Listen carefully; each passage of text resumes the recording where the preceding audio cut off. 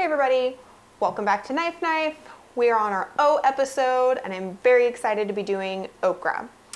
This is a wonderful and delicious vegetable. I came across it when I was living in the southern part of the United States. I first had it as a fried food and it was very delicious. My favorite way to have it now is pickled. Oh my God, pickled okra is one of the best foods I've ever eaten. It comes to the United States, so it's not native in origin. It comes to the United States through West Africa. It's used over there in many soups, and it's a way to like thicken soup or stew when you cook it, because when you do cook it, you get a kind of viscous sort of secretion out of it. And it's just like wonderfully tasty. It's a little spicy, it's herbaceous. Absolutely love this plant. Sadly, it came to the United States through the slave trade. So it was a staple among many slaves in the American South. So the American South has a very comparable climate to West Africa, so okra could grow very well there. Today, we're going to be cooking it a little different from the ways that I described just a second ago, and we're gonna have a dipping sauce with it, and I'm very excited to get started. There are seasons, obviously, there are for many produce, but you can get it frozen year-round, and that is what we're going to be using today. As you can see, it's very bright green, which is great. This is one of the reasons I prefer to buy frozen versus canned, because you get the vegetable that has been picked and then it's blanched very quickly and then it's frozen very quickly. So when you unthaw it, it retains a lot of its like sort of freshness, I guess you could say, that you would not get if you were getting a canned version. And so, like I've said before, this is really great for people who say live alone and are worried about produce going bad before they have a chance to use it. Okra is one of the vegetables that I highly recommend buying frozen because it freezes very well, but also fresh is absolutely wonderful. So let's get started.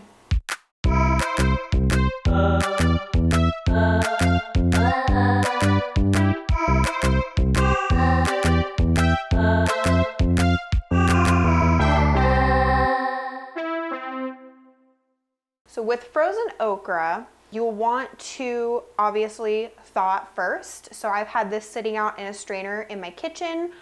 What I did was I ran it underneath some cool water. You don't want to use hot water because it'll actually kind of cook and wilt the plant. So using cool water, I got all the ice that was on it off and then just let it sit. So now they are thawed and ready to use. And that took roughly like 20 minutes. So it doesn't take super long. You know, you can come home, pull your okra out of the freezer, put it under the sink, go take a shower, come back, your okra's ready. First thing I'm gonna do, I'm gonna put oil in a cast iron pan because I'm gonna be cooking in cast iron. And I'm gonna use all this oil, a little less than a ½ inch in the bottom of the pan. Recycle. Totally missed. So now what I'm gonna do is I'm gonna go put this on the stove and I'm gonna turn the heat onto medium. Okra part is gonna be really easy. We're just gonna put that in hot oil, cook it up, wait till it's like a little crispy, take it off, done. Like that part's super easy. So what we're gonna be making over here today is a dipping sauce for the okra. And for that, we're going to use some mayonnaise, tapatio, 1 lime, some black pepper, some honey for sweetness, and of course we're going to be using salt. So I'm not going to do like a whole lot of technical measuring with this sauce. I'm doing this for my taste and my preference with the level of flavors. So I'm just going to do 2 scoops of mayonnaise, however much tapatio you can use. I like spicy. I'm gonna do about 12 shakes. Tapatio is very like spicy, it's savory. Mayonnaise is very savory, so we need some acidity.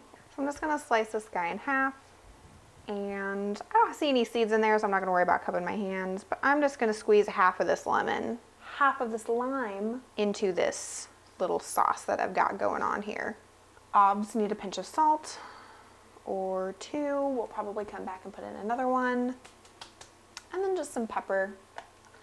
I don't feel like crushing black pepper right now, so I'm just gonna use table pepper. It's not as potent. It loses a lot of its flavor when it is pre-ground, but if you use enough of it, you still get some of the flavor.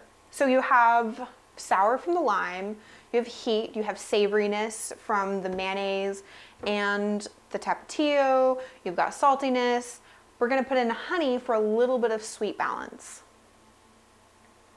And I don't want a whole lot of sweetness. I just want enough to kind of carry everything else. And so I'm just gonna I put like about a teaspoon in. And if you are somebody who doesn't have a whisk, you can use a fork. That'll work much better than a spoon. A spoon would take forever. Look how lovely that is. It may look lovely though, but it may not taste just right yet. So you have to taste it. Oh, and it's so good. Oh my God, that's so good. Oh, it's tart, it's spicy. Put in a little more salt. I'll mix it around with the okra. Before we bring the okra over to the stove, I'm gonna put it onto a plate. I'm gonna grab another plate. I'm gonna put paper towel on it. So when we pull it out of the hot oil, I'm gonna put it onto this plate with the paper towel. It's gonna soak up some of that oil.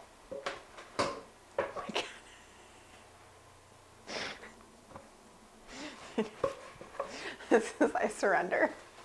Enough goofing around. All right, let's go to the stove. You can feel the heat radiating off of this oil. I'm going to go ahead and turn down my heat. If you are using a cast iron skillet, cast iron retains heat. So if you keep it on medium or medium high, it'll keep getting hotter and hotter. So I turn it down to maintain heat, the heat level that we've reached. Also, one of these guys. If you have one, super helpful. The okra is going to be very wet. When it goes into hot oil, it's going to splatter. This will help protect you. Just be aware that that's going to happen.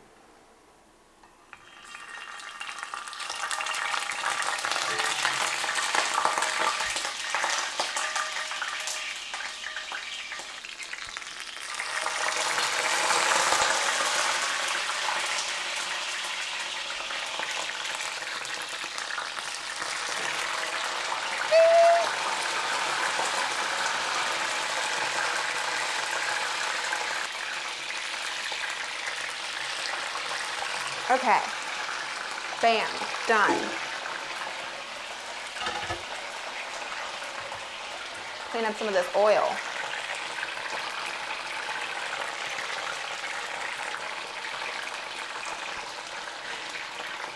So even though this is on here, it doesn't protect all the oil from jumping out at you. Tongs are super helpful for this part.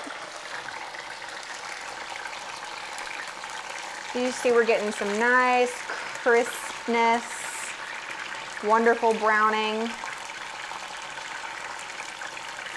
So this isn't something that I would leave, like put in the pan and walk away from. It's gonna happen pretty quickly. I'm gonna stay here and kind of monitor things and be regularly checking how quickly my okra is browning. I'm gonna turn my heat back up a little bit. Now that we've added something cooler to the pan, it's brought the oil temperature down. We want to bring it back up to give it more crispness on the edge. Oh yeah. This is going to be delightful. Normally I roast these in the oven, but it is summertime and it's too hot. So stovetop cooking only, if I even do cooking at all. So you start to get to this look all the way around, that means it's a good time to pull it. So frying, a lot of frying is all about like regulating temperature, and not everybody has a thermometer or wants to sit there and fuss with a thermometer. So it's really good to just like get a feel for how the oil sounds. So I noticed like we were getting less bubblage than earlier because we added a lot of coolness to the pan. So that was time to turn the heat back up.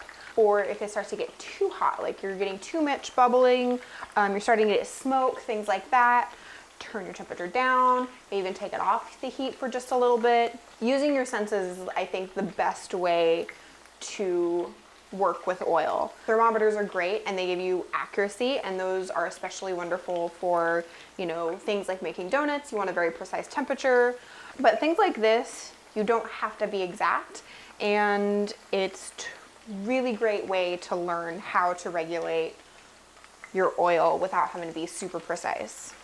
One of the ways you can tell these are starting to get done is they'll firm up as well. So like this guy right here, he's not as soft as he was before, or she, or they.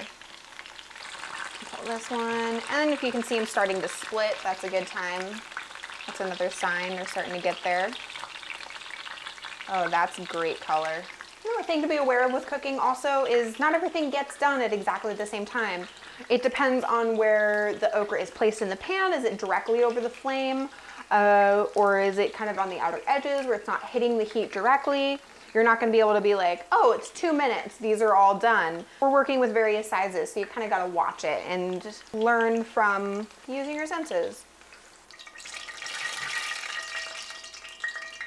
So another thing to be aware of is as you are pulling stuff out, you're gonna have less things in the oil that are taking, you know, that are gonna be lowering the temperature, and so things will start to cook faster the more you remove from the pot.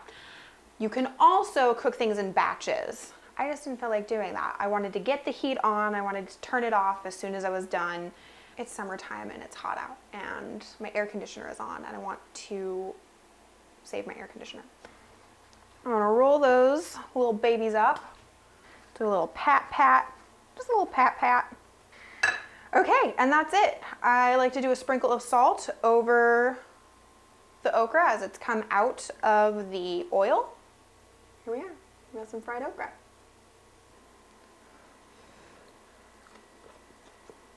Oh yes. Yes, on so many levels. It's so good. There are a lot of seeds in okra. They're totally edible. Obviously, I just ate them and they're fine, but like there's a little, they're kind of like vegetal caviar. There'll be a little pop when you pop it in your mouth. It's okay. It doesn't affect the flavor. It is still super delicious. I highly recommend this dish. If you make it, please tag me on Instagram. My handle will be below. Make sure you like and subscribe. Once this series is over, I'm gonna restart it and we're gonna do new produce, or we're gonna be doing the same produce with new recipes. And we're gonna be moving on from produce, so I'll still be doing the produce series, but I will also be going into the world of meats and dairy and other ways to cook things like cheese and chicken and salmon and shrimp and all those sorts of things. So that is why you like and subscribe, because you'll want to get all of that. Please make this. Please tag me in it. I want to see what you're doing, if you do the sauce differently, how you like to cook okra. I'll see y'all next time for peas.